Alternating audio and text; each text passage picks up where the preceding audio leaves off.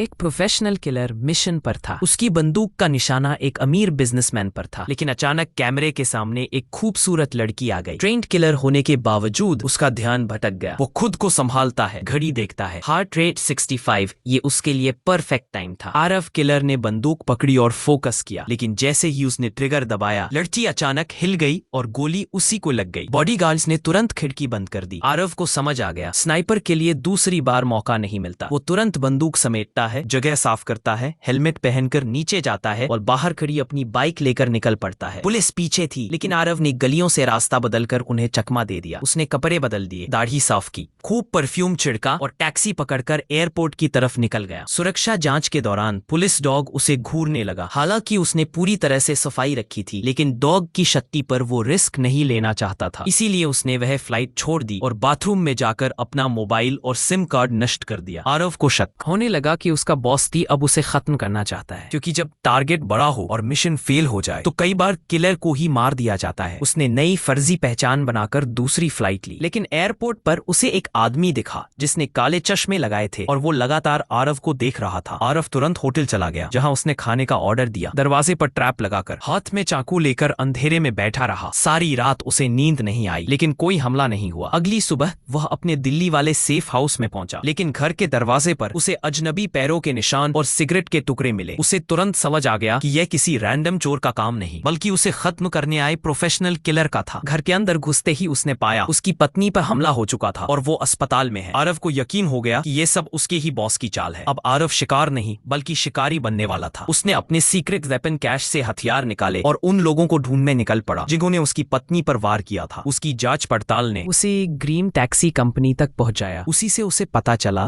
कि हमला करने वाले एक मोहित नाम का गुंडा और उसकी पार्टनर थी। आखिरकार आरव ने अपने बॉस को पकड़ लिया। बॉस बाहर से एक वकील था, लेकिन असल में हत्याओं का सौदागर वही था जिसने आरव की पत्नी पर हमला करवाया था। आरव ने बॉस को कुर्सी से बांधा और उससे क्लाइंट का नाम उगलवाने की कोशिश की, लेकिन बॉस ने चुप्पी साधी। आरव ने उसे दर्दनाक मौत दी और सबूत नष्ट कर दिए। अब उसकी नजर सिर्फ एक नाम पर थी, मोहित, जिसने उसकी पत्नी को मारने की कोशिश की थी। आरव ने कसम खाई, अब खेल पलटेगा, क्योंकि शिकार बनने से बेहतर है शिकारी बनना।